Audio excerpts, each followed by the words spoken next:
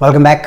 साल 2002 एक grand party होती है प्रेस कॉन्फ्रेंस के साथ और उस समय के telecom minister Pramod Mahajan Tata group के चेयरमैन रतन टाटा के साथ एक प्रेस कॉन्फ्रेंस करते हैं और दुनिया को बताते हैं कि हमने स्वयंवर से हमारी बेटी के लिए एक लड़का ढूंढा, एक परिवार ढूंढा है और वो परिवार है टाटा सन्स और लड़की है VSNL यानी विदेश संचार निगम लिमिटेड। भारत सरकार की कंपनी, सरकारी कंपनी, इसको प्राइवेटाइज कर दिया गया। एक ऐसी कंपनी जिसका साल 2001-2002 का प्रॉफिट था 1407 करोड़ रुपए। एक ऐसी कंपनी जिसको प्राइवेटाइज करने से पहले 2 साल पहले भारत सरकार ने उससे लगभग 1900 करोड़ रुपए वापस निकाल लिए प्रॉफिट के तौर पे। एक ऐसी कंपनी को हमने टाटा सन्स को बेच दिया है।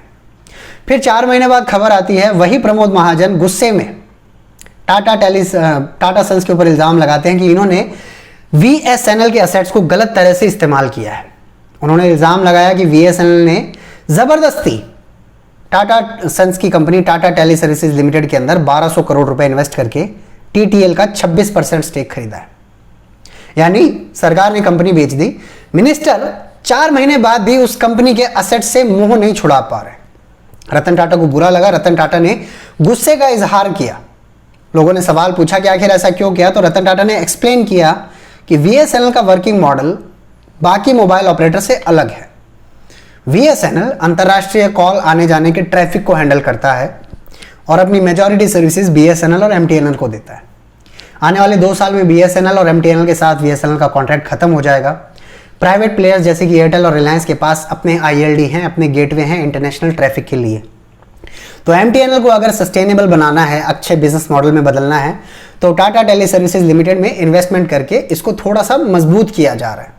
रतन टाटा चाहते थे कि दोनों का अमलगमेशन हो जाए, विलय हो जाए, कंसोलिडेशन हो जाए, लेकिन मौजूदा कानून इस चीज़ का अलाउ नहीं करते थे, इसलिए उन्होंने इन्वेस्टमेंट किया।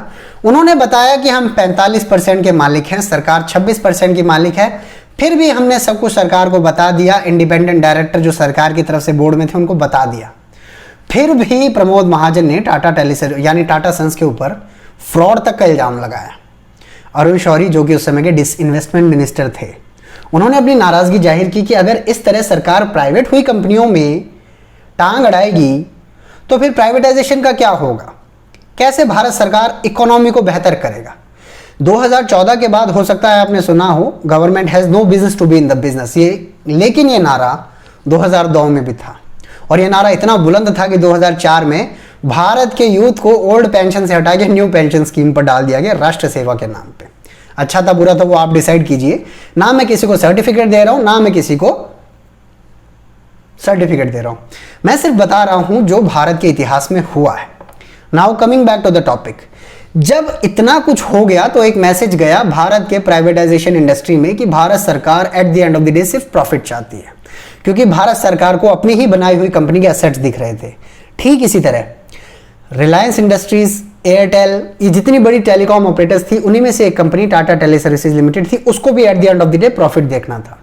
इसी तरह जो भारत सरकार थी वो प्राइवेटाइजेशन करके भी कुछ इमीडिएट पैसा कमाना चाहती थी, उनको भी at the end of the day profit देखना था। तो सवाल यहां पर यह है कि आखिर वो जनता जो 120 रुपए के पेट्रोल पे चिल्ल पाव करने लगती है, उसको सरकारी सर्विसेज को अच्छी प्राइवेट बना के देने के लिए कौन सी प्राइवेट कंपनी मरी जा रही है। चलो 2002 की बात कर रहे हैं तो छोटा सा बात और बताता हूं। 2002 के आसपास डिसइन्वेस्टमेंट मिनिस्टर अरुण शौरी ने एक बैज ऑफ ऑनर ले लिया था कि हम भारत की बड़ी सरकारी कंपनियों को प्राइवेटाइज करने की हिम्मत रखते हैं, भारत अब व्यापार के लिए तैयार है। इन 31 कंपनियों में से 13 ITDC होटल थे। 13 ITDC होटल में से एक होटल था होटल लक्ष्मी विलास पैलेस उदयपुर। साल 2020 में कोर्ट यानी न्यायालय आदेश देता है कि उस समय के जो प्राइवेटाइजेशन मिनिस्टर थे या उस समय के जो प्रिंसिपल सेक्रेटरी थे प्राइवेटाइजेशन डिपार्टमेंट के, प्रदीप बैजल, उन दोनों पर FIR की जाए धोखाधड़ी के ऊपर। यानी प्राइवेटाइजेशन के नाम पर देश में फ्रॉड हुआ है। और फ्रॉड क्या हुआ है, एक ऐसा होटल जिसकी 2002 की अनुमानित कीमत 150 करोड़ थी, लीगल कानूनी कागजों के आधार पर, उसको सिर्फ 7 करोड़ 52 लाख में कैसे बेच दिया गया। और कागज की वैल्यू और मार्केट वैल्यू, जिन्होंने घर खरीदा है, जो मार्केट को समझते हैं, उन्हें पता है दोनों अलग अलग होती है। अगर कागज की वैल्यू 150 करोड़ है तो मार्केट की वैल्यू कम से कम 151 करोड़ तो होगी ही होगी। इस पे दुनिया का कोई इंसान मुझे झुठला नहीं सकता कि कम से कम 151 करोड़ मार्केट वैल्यू थी। तो ये 151 करोड़ की मार्केट वैल्यू वाले होटल को सिर्फ 7.5 करोड़ में बेच देना क्या 2, 4, 5, 10 बड़े परिवारों को प्रॉफिट पहुंचाने के लिए किया गया था?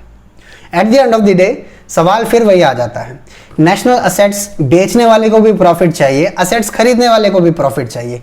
तो जिन लोगों को एसबीआई के लंच टाइम या गंदी सर्विसेज से प्रॉब्लम है, उनको प्राइवेटाइजेशन के बाद बेहतर सर्विसेज मिल जाएंगी। अपने आप से पूछ के देखिएगा। जय हिंद।